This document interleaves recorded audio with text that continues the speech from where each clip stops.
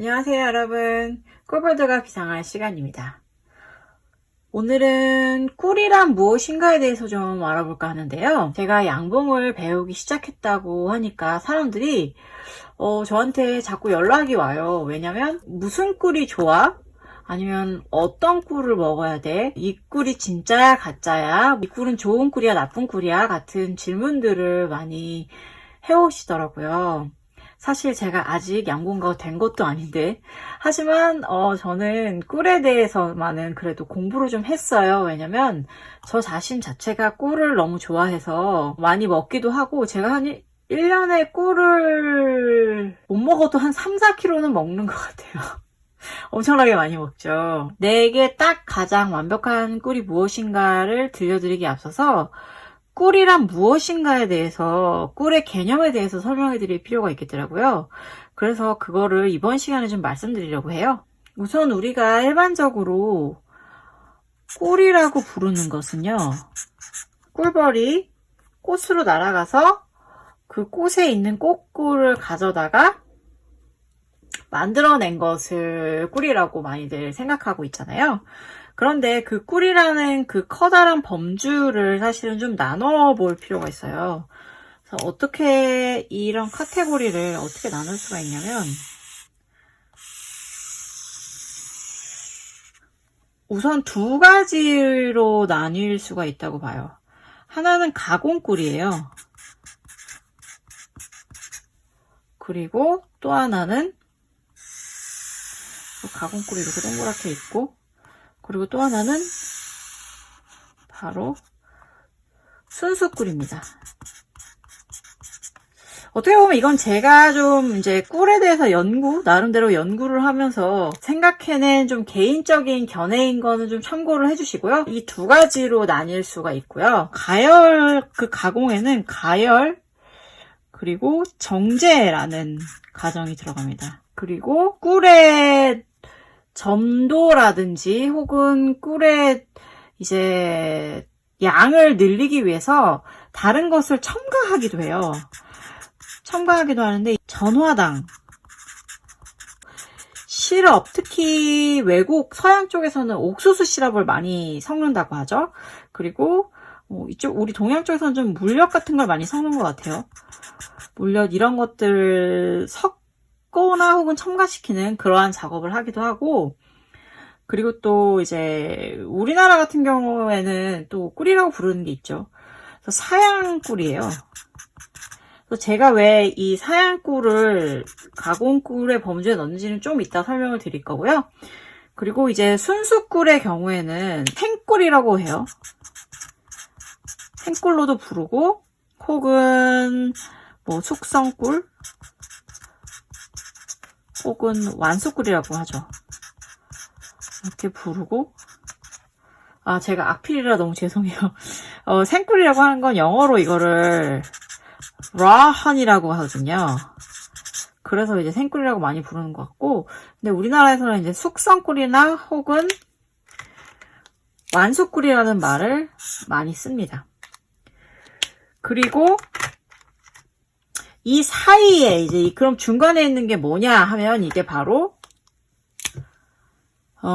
농축꿀이에요. 농축꿀인데, 농축꿀은 왜 그럼 이 사이에 있느냐 하면, 농축꿀 자체가 순수꿀이지 않은 건 아니에요. 이것도 100% 꿀벌이 꽃에서 가져온 꽃꿀로 만든 것이 농축꿀인데, 이 농축꿀은 다만 이 과정이 들어가 있어요. 가열과 정제라는 과정이 들어가 있기 때문에 이거는 약간 가공하는 면도 있기 때문에 제가 이 가운데다가 넣은 거거든요. 근데 이렇게 할 수밖에 없는 게, 농축꿀 같은 경우에는 사실 우리가 그냥 시중에서 보는 꿀들은 다 농축꿀이라고 보셔도 무방해요.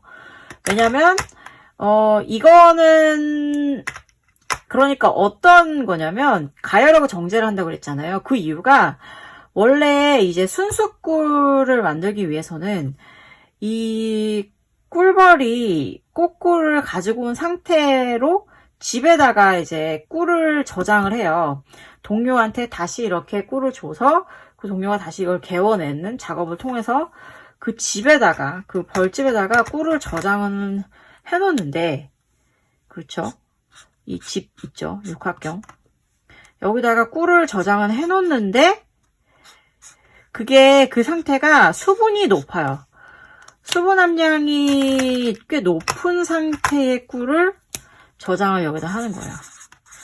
그래서 그렇다 보니까는 순수꿀 중에서도 숙성꿀을 만들기 위해서는 벌이 날갯짓을 엄청나게 많이 해가지고 이 수분 함량을 20% 이하로 다운시킵니다. 그러니까 수분 함량이 20%가 이하여야 우리나라에서는 이제 꿀이라고 해서 판매를 할 수 있거든요. 그렇기 때문에 이거를 맞추기 위해서, 그러니까 벌들이 이거를 이제 숙성을 완숙을 시키면 이거보다 훨씬 낮아요. 18%이기도 하고 막 이런 식으로 되게 낮게 나오는데, 이 처음에 가져온 상태로서는 그게 불가능하죠. 그런데 이동양봉을 하게 되면 그거를 이제 다 시간적으로 이거를 기다릴 수가 없어요. 기다릴 수가 없기 때문에 그냥 꿀을 수분 함량이 높은 채로 취합을 해요. 취합을 채미를 해가지고 그 채미란 거를 공장으로 가져가면 공장에서 열을 가해서 이제 그 수분을 날려줘요. 그래서 20%를 맞춰줍니다. 그렇게 되면 이게 판매할 수 있는 어떠한 꿀의 자격이 생기지만 그 속에 원래 그 순수한 꿀 속에 들어있던 이 속에는 사실 그 꽃가루라든가 아니면 다른 미네랄, 비타민들이 다량으로 함유되어 있어요. 다량으로 함유되어 있는데 그것들을 가열하고 정제하는 과정에서 손실이 돼요. 그래서 이 어느 정도의 일정한 영양소 자체가 손실이 됩니다. 그래서 어쩔 수 없이 이 농축꿀은 생꿀 혹은 숙성꿀보다는 어떻게든 영양소가 좀 낮을 수밖에 없는 거죠. 하지만 이 두 과정을 거치면은 상품적으로는 굉장히 이상적이에요.